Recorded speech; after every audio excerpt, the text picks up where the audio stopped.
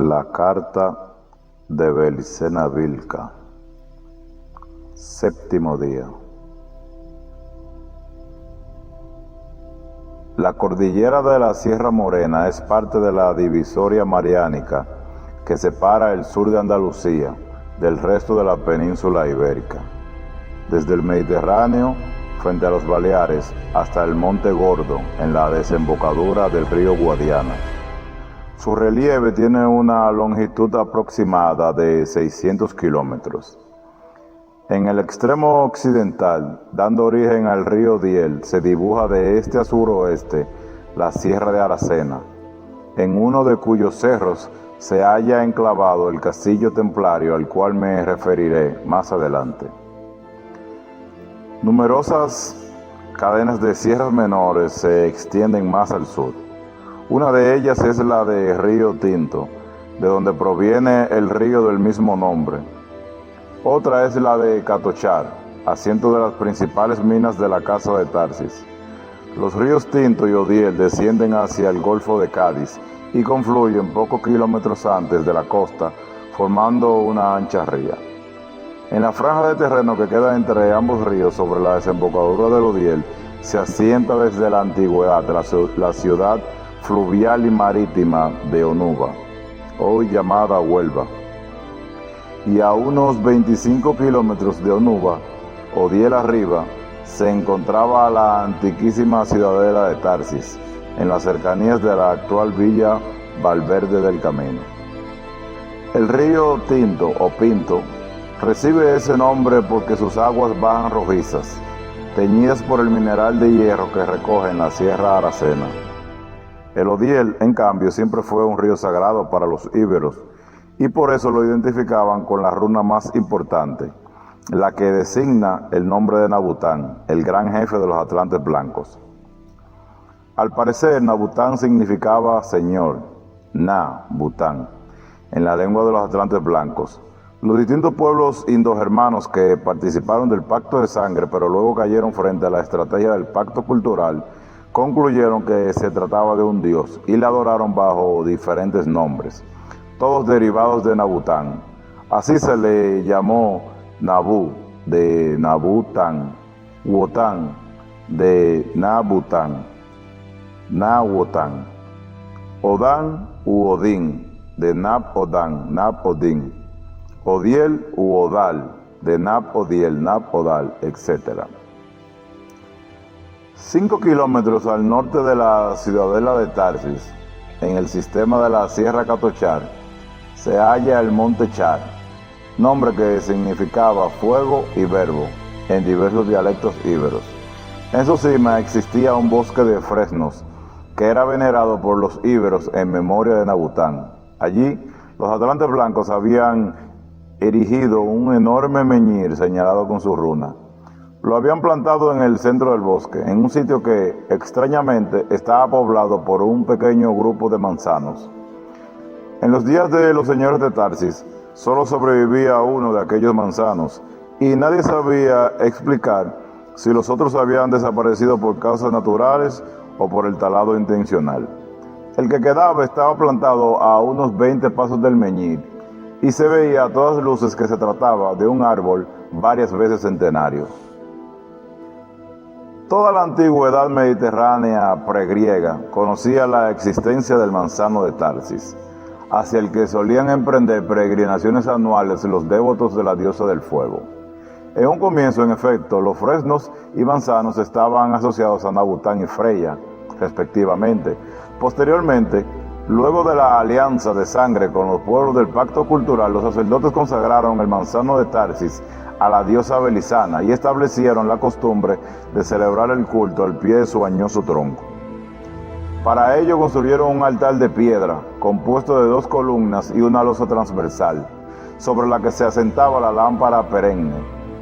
Aquel fuego inmortal representaba a la diosa, y el manzano el camino a seguir.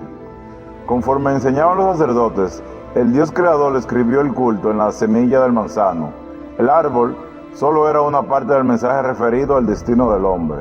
La flor, por ejemplo, equivalía al corazón del hombre, el asiento del alma, y su forma y su color expresaban la promesa de la diosa. Pero otra parte del mensaje estaba escrito en el rosal, y la promesa de la diosa también lucía en su flor, en su forma y su color. El manzano y el rosal no solo eran plantas de la misma familia, sino que en realidad consistían en una sola planta. Fue la promesa de la diosa la que dividió la semilla del manzano para que hubiesen varias flores diferentes, flores que revelarían el camino de la perfección a aquellos hombres que se entregasen a ella y abrazasen su culto. Por supuesto, el mito que describía el culto solo sería revelado por los sacerdotes a quienes ellos consideraban que estaban preparados para la iniciación en el sacerdocio, es decir, a quienes iban a ser también sacerdotes. El significado secreto de la promesa sería este. El manzano y el rosal correspondían a dos estados o fases de la vida del hombre, como la niñez y la adultez. Por ejemplo, cuando era como niño, el hombre tenía su corazón semejante a la flor del manzano, que era blanca y sonrosada por fuera, y se desplegaba insensatamente. Cuando fuese como adulto, es decir, cuando fuese iniciado como sacerdote del culto o cuando fuese capaz de oficiarlo como un sacerdote, tendría el corazón como la flor del rosal, que era del color del fuego de la diosa y jamás se desplegaba totalmente, como no fuera para morir. Por eso existía en el mundo un solo manzano y muchos rosales, porque muchas serían las perfecciones que podría alcanzar el hombre que emprendiese el sacerdocio de la diosa. La historia del manzano ya estaba escrita, en cambio la historia del rosal se estaba siempre escribiendo, y la mejor parte aún no había sido escrita. Vendrían al mundo algún día hombres de un corazón tan perfecto que entonces advendrían las rosas más bellas, como nunca se vieron antes en la tierra. Con esta explicación se entenderá por qué los sacerdotes habían permitido que un viejo rosal de Pitimini se hubiera enrollado como una serpiente en el tronco del manzano de Tarsis. Indudablemente tal disposición de los dos árboles era necesaria para representar el significado secreto del culto. El ritual obligaba a adorar el fuego de la diosa y admirar la flor del manzano, deseando intensamente que la diosa cumpliese la promesa y el corazón del sacerdote se tornase como la flor del rosal. Pero el pueblo, que habitualmente ignoraba esta interpretación del culto, acudía de todas partes al manzano de Tarsis para realizar sus ofrendas ante el altar de fuego de la diosa. Cuando mis antepasados adquirieron los derechos del señorío de Tarsis, que entonces era muy reducido y estaba devastado por la reciente guerra contra los fenicios, se hicieron cargo naturalmente del culto local, aunque carecían de una lámpara perenne. Prácticamente no introdujeron reformas en lo referente a la promesa, pues aceptaban como un hecho que el corazón estaba relacionado con la flor del manzano y que la adoración a la diosa ocasionaría una transmutación análoga a la flor del rosal. Solo en lo tocante al fuego se pudo apreciar el primer efecto visible que la misión familiar estaba causando en los señores de Tarsis. Agregaron al título de la diosa la palabra frío, vale decir que Belisana era ahora la diosa del fuego frío. Explicaron este cambio como una revelación local de la diosa. Ella había hablado a los señores de Tarsis. En la comunicación afirmaba que sería su fuego el que se instalaría en el corazón del hombre y lo transmutaría, y que ese fuego, al principio extremadamente cálido, finalmente se tornaría más frío que el hielo, y sería ese fuego frío el que produciría la mutación de la naturaleza humana. Hay que ver en este cambio algo más que un simple agregado de palabras.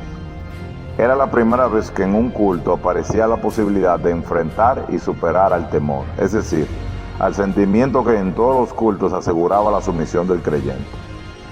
El temor a los dioses es un sentimiento necesario e imprescindible de mantener vivo para asegurar la autoridad terrestre de los sacerdotes. Si el hombre no les teme, al final se rebelará contra los dioses, pero antes se sublevará contra los sacerdotes de los dioses. Pero este cambio no se verá si antes no se aclara algo que hoy no es tan obvio. El hecho de que en todas las lenguas indogermánicas, frío y miedo tienen la misma raíz. Lo que aún puede intuirse, por ejemplo, en escalofrío, de terror, Pues bien, en aquel entonces la palabra frío era sinónima de terror, y en consecuencia lo que significaba el nuevo culto era que un terror sin nombre se instalaría en el corazón del creyente como gracia de la diosa, y que ese terror causaría su perfección. Así, Belisana, la diosa del fuego frío, se había convertido también en la diosa del terror, un título que, aunque los señores de Tarsis no podían saberlo, perteneció en remotísimos tiempos a la misma diosa, pues a la esposa de Nabután se la conoció igualmente como Freya, la que infunde terror al alma y socorro al espíritu. Tras su arribo a la península ibérica, los golem intentaron en numerosas ocasiones ocupar el bosque sagrado y controlar el culto a la diosa del fuego frío, pero siempre fueron rechazados por la celosa y obstinada locura mística de los señores de Tarsis. Hasta llegaron a ofrecer una auténtica lámpara perenne a los atlantes morenos, sabedores de que carecían de ella y que estaban obligados a vigilar permanentemente la flama de su lámpara primitiva de aceite y amianto. No hay que aclarar que la ofrecían a cambio de la unificación del culto y de la institución del sacrificio ritual, y que semejante propuesta resultaba inaceptable para los señores de Tarsis, porque ello es obvio a esta altura del relato. Como también es evidente que esa resistencia insólita para quienes se habían impuesto sobre todos los pueblos nativos, unida a la imposibilidad de apoderarse de la espada sabia, los iba enconando permanentemente contra los señores de Tarsis. La reacción de los golem desencadenó aquella campaña internacional alentando la conquista de Tarsis, que culminó en el peligroso intento de invasión fenicia desde los Baleares y Gades o Cádiz, pero los señores de Tarsis convocaron a los lidios e hicieron desistir a los fenicios de su proyecto conquistador, por lo menos por los siguientes 4 siglos. De la alianza entre íberos y lidios surgió el imperio de Tartesos, que pronto se expandió por toda Andalucía, la Tartéside, y privó a los fenicios de colonias costeras en su territorio. Los Baleares y la isla de León, asiento de Gades, quedaron aisladas de tierra firme, pues los tartesios solo les permitieron mantener un comercio exiguo a través de sus propios puertos. ¿Cuál sería la siguiente reacción de los golem frente a ese poderío que se desarrollaba fuera de su control y que frustraba todos sus planes? Antes de responder, estimado y paradójicamente paciente Dr. Sennagel, debo ponerlo al corriente de las consecuencias que la presencia de los lidios produjo en el culto del fuego frío. Para entender lo que sigue hay que recordar que los lidios eran más cultos que los íberos, es decir, más civilizados culturalmente, en tanto que los más incultos íberos, es decir, más bárbaros, estaban más cultivados espiritualmente que los lidios, poseían más sabiduría que conocimiento. Esas diferencias ocasionarían que los príncipes lidios, ahora de la misma familia de los señores de Tarsis, aceptasen sin profundizar el significado esotérico del culto a la diosa del fuego frío, que en adelante se denominaría por común acuerdo Pirena, y empleasen todo su esfuerzo en perfeccionar la forma exotérica del culto. Tal aplicación va siempre en perjuicio de la parte esotérica, y como no podía ser de otra manera, a la larga iba a resultar fatal para los tartesios. Mas esto ya lo verá, pues como anuncié, estoy yendo paso a paso. Los lidios, como en otras industrias, eran hábiles artesanos de la piedra. ¿Qué cree que hicieron en su afán de perfeccionar la forma exterior del culto? Decidieron, ante el horror de sus parientes íberos, que nada podían hacer para impedirlo, tallar el meñir del bosque sagrado con la figura de Pirena. La escultura contribuiría a sostener el culto, explicaban, pues el pueblo lidio necesitaba una imagen más concreta de la diosa. Su representación como flama era demasiado abstracta para ellos. El meñir consistía en una piedra bruta de color aceitunado de unos 5 metros de altura y con forma de cono truncado. Los lidios se proponían emplearlo íntegramente para tallar la cabeza de la diosa. De acuerdo con su proyecto, la nuca debía quedar frente al manzano, de tal suerte que el divino rostro mirase directamente al pueblo y el pueblo, distribuido en un claro circundante desde el que se dominaba la escena ritual, vería el rostro de la diosa, y tras de ella el manzano de Tarsis. Trabajaron 2 maestros escultores en la talla, uno para esculpir el rostro y otro para las guedejas serpentinas, en tanto que 3 ayudantes se ocupaban de practicar el hueco de la nuca, conectado con los ojos de la diosa. La obra no estuvo lista antes de 5 años, pues aun cuando las herramientas de hierro de los lidios permitieron adelantar mucho de entrada, la terminación pulida que pretendía les demandó largos años de trabajo. En verdad, los tartesios continuarían puliendo durante décadas la cabeza de Pirena, hasta dotarla de un impresionante realismo.